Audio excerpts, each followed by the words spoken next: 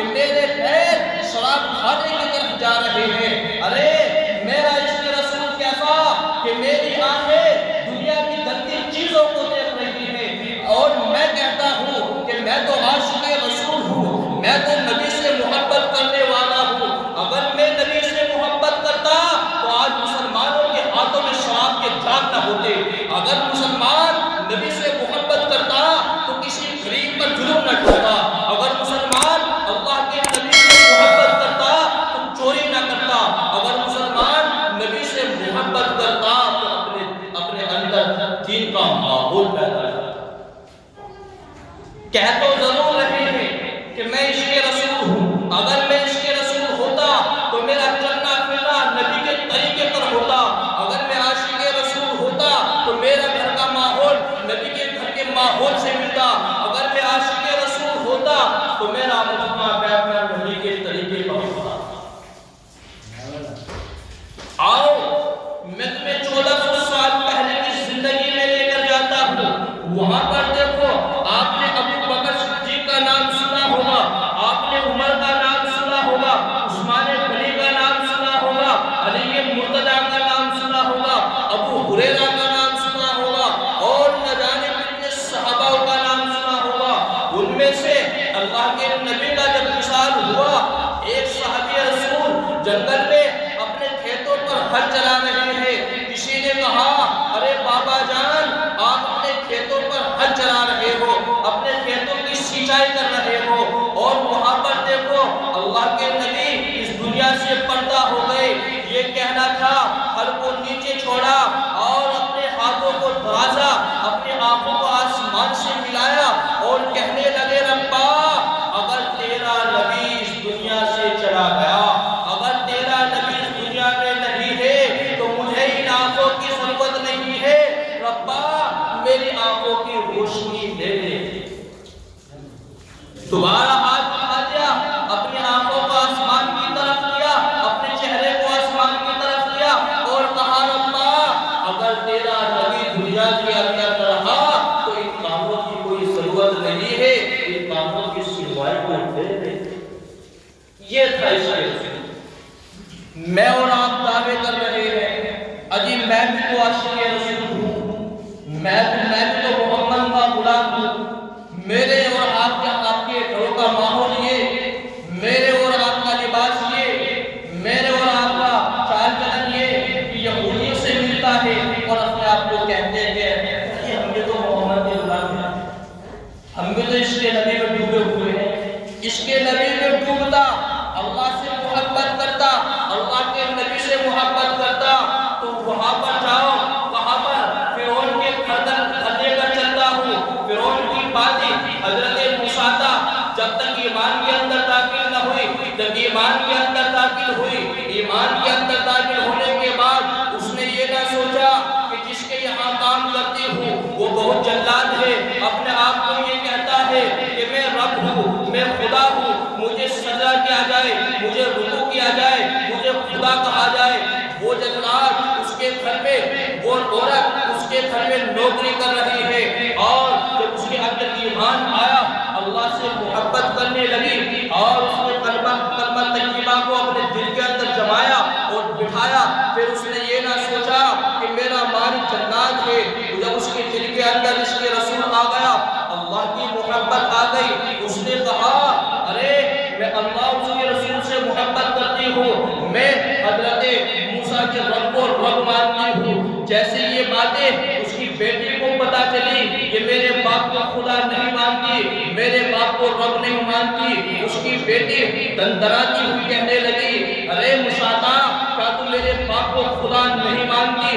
اس نے کہا، نانا میں تیرے باپ کو خدا نہیں مانتی، میں خدا اس کو مانتی ہوں جس نے زمین و آسمان بنائے، میں خدا اس کو مانتی ہوں جس نے شمس و قمر بنائے، میں خدا اس کو مانتی ہوں جس نے چاند سورج ستارے بنائے، میں خدا اس کو مانتی ہوں جو زمین کا مالک ہے، آسمان کا مالک ہے، چرندے پرندے درندے کیڑے مکوڑوں کا مالک ہے، حتیٰ کہ سمندر کے اندر رہنے والی مچھلیوں کا مالک ہے۔ میں اس کو خدا مانتی ہوں، میں تجھے خدا نہیں مانتی۔ میں اور آپ کسی کے حوالے ہو جائے، ایسے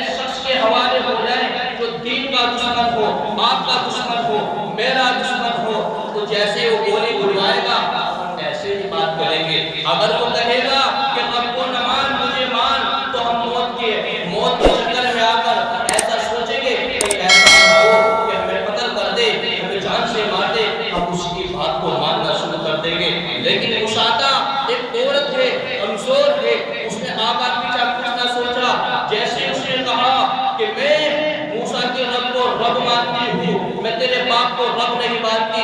یہ بات عدالت میں چلی گئی، فرعون کے دربار میں چلی گئی۔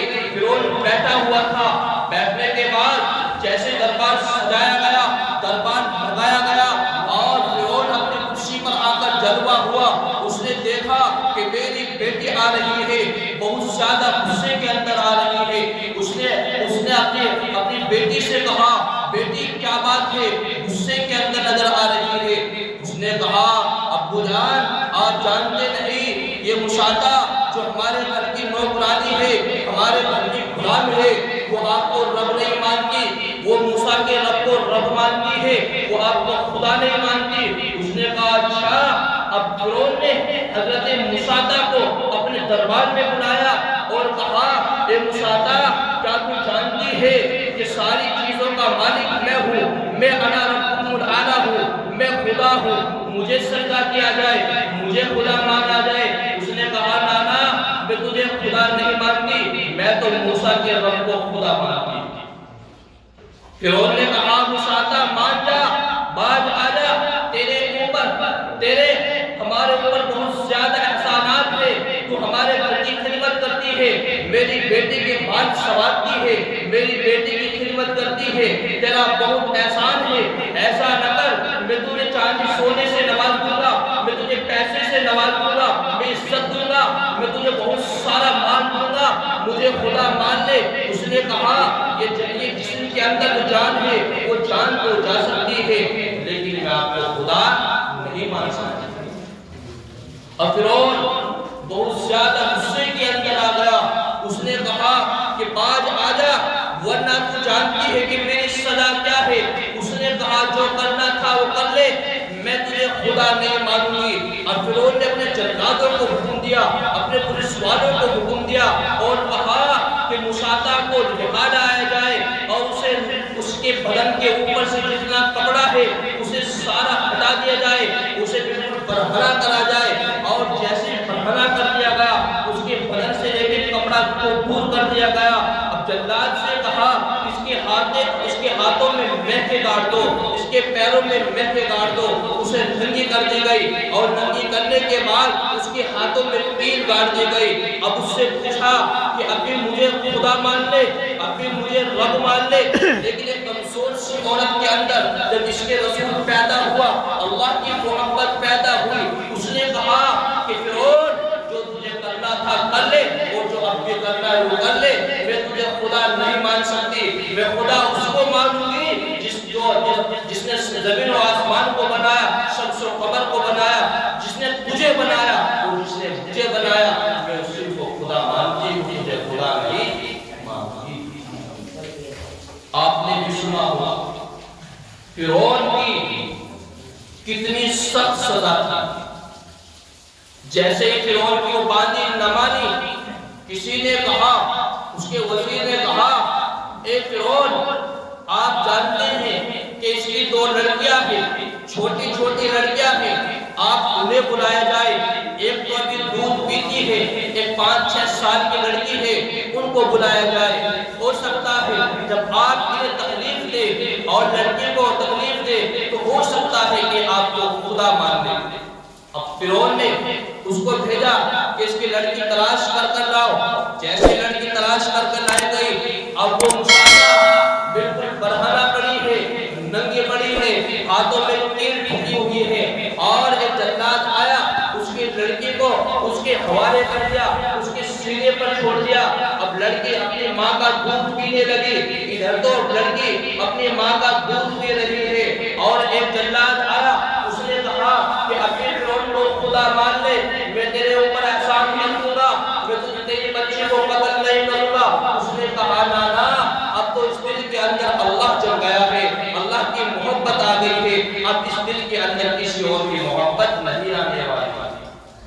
اب فرعون کے جلاد نے ایک بہت بڑا کلہاڑا اٹھایا، تلوار اٹھائی اور اس بچے کو مارا۔ اس بچے کے 2 ٹکڑے ہو گئے، آدھا ادھر گیا آدھا ادھر گیا۔ خون کی پھوارے حضرت مشاطہ کے سینے کے اوپر آ کر پڑی اور بدن کے اوپر آ کر پڑی۔ حضرت مشاطہ کی چیخ نکل گئی، اپنی بچے کے 2 دو ٹکڑے ہوتے ہوئے دیکھا تو حضرت مشاطہ کی چیخ نکل گئی۔ فرعون نے سوچا ہو سکتا ہے کہ اب یہ مجھے خدا مانے۔ فرعون نے کہا میں نے تجھے پہلے ہی منع کیا تھا کہ اب مجھے خدا مان لے، اب بھی تُو نے مجھے خدا نہ مانا۔ جب تیری ایک لڑکی کو میں نے مار دیا اب تو آنسو بہا رہی ہے، اب تو چیخ رہی ہے۔ اس نے کہا نانا میں اس لیے نہیں چیخ رہی، میں اس لیے نہیں رو رہی، میں اس لیے رو رہی ہوں اللہ نے مجھے 2 بیٹی دی، کاش اللہ 100 بیٹی بھی دے دیتا، میں اللہ کی راہ میں وہ بھی قربان کر دیتی، لیکن تیرے اوپر ایمان نہ لاتا۔ عورت آ کر 2 جگہ پھر جاتی ہے، جب اسے غربت گھیر لیتی ہے، جب اسے غربت گھیر لیتی ہے اور وہ غربت کا شکار بن جاتی ہے، اس کے قدم ڈگمگانے لگتے ہیں۔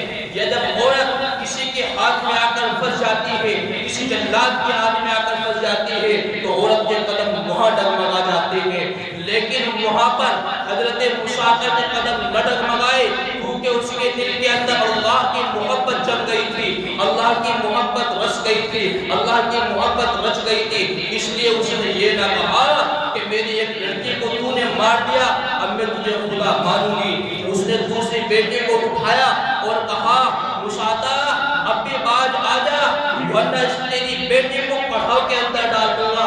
اس نے کہا جو کرنا تھا کر لے اور جو کرنا ہے وہ بھی کر لے۔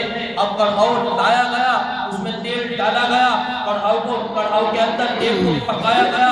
جب کڑھاؤ کے اندر کھدے لگنے لگے اب اس کی بیٹی کو اٹھایا اور کہا کہ اب بھی باز آ جا، اب بھی مجھے خدا مان لے ورنہ تیری اس بیٹی کو بھی کڑھاؤ کے اندر ڈال دوں گا۔ اس نے کہا جو کرنا تھا کر لے۔ اب جلاد نے اس کی بیٹی کو پکڑا، کڑھاؤ کے اندر ڈالا، لڑکی بھوننے لگی۔ لڑکی نے کہا اماں جان میری فکر مت کرنا، میں تو سیدھا اللہ کے پاس جا رہی ہوں، اپنے ایمان کا سودا مت کرنا، اللہ اس کے رسول سے بغاوت مت کرنا، جس طریقے سے تم نے اللہ سے محبت کی ہے ایسے ڈٹے رہنا، میری فکر نہ کرنا۔ کیا اور میں ایسی جگہ پھنس جائے؟ میرا اور آپ کا ایمان بھی ایسا ہے کہ میرے اور آپ کے قدم نہ ڈگمگائے۔ میں اپنے آپ کو بار بار یہ کہہ رہا ہوں کہ میں عاشق رسول ہوں۔ اگر میں عاشق رسول ہوتا تو میرے چہرے پر داڑھی ہوتی، اگر میں عاشق رسول ہوتا تو مسجدیں خالی نہ ہوتی، اگر میں عاشق رسول ہوتا تو ہمارے گھروں کے اندر سے جہاں پر موبائل کی آواز آتی ہے وہاں قرآن کی آواز آتی۔ اگر میں عاشق رسول ہوتا جب مؤذن حی علی الصلاۃ اور حی علی الفلاح کہتا ہے تو مسجد کی طرف دوڑ پڑتے۔ اگر میں عاشق رسول ہوتا تو میری زندگی نبی کے طریقے پر گزرتی۔ میں اپنے آپ کو عاشق رسول تو کہتا ہوں لیکن سب دھوکا ہے، سب بناوٹ ہے۔ جب عشق نبی اللہ کی محبت دل کے اندر جم جاتی ہے، بس جاتی ہے تو پھر حضرت مشاطہ کو دیکھو کہ جان دینا تو آسان ہے لیکن اللہ سے بغاوت کرنا آسان نہیں ہے۔ اس لیے بھائی سبھی حضرات سے گزارش ہے کہ اللہ جس طریقے سے اللہ کی محبت ہونی چاہیے، جس طریقے سے عشق رسول ہونا چاہیے، جس طریقے سے صحابہ نے اللہ اس کے رسول سے محبت کی ہے، پکی اور سچی محبت کی ہے، اسی طریقے سے ہمیں بھی اللہ اس کے رسول سے پکی اور سچی محبت کرنی چاہیے۔ اور ہمارا تقاضا بھی یہی ہے جب ہم عشق رسول ہیں، مومن ہیں، اللہ اس کے رسول سے محبت کرتے ہیں تو ہماری محبت ایسے ہونی چاہیے جیسے کہ حضرت مشاطہ نے اللہ سے محبت کی تھی، جان دے دی، بچے کو قربان کر دیا، اس کے دولت کے انبار کو ٹھکرا دیا، سارے ہیرے جواہرات کو ٹھکرا دیا، ساری دولت کو ٹھکرانے کے بعد اللہ کو اپنایا۔ جس کے دل میں اللہ ہوتا ہے پھر اسے کسی چیز کی ضرورت نہیں ہوتی۔ دعا کرے کہ اللہ سبوں کو عشق رسول سے، عشق رسول میں ڈوب کر اپنی زندگی کے چل کے جاؤ، خدا نے توفیق عطا فرمائے۔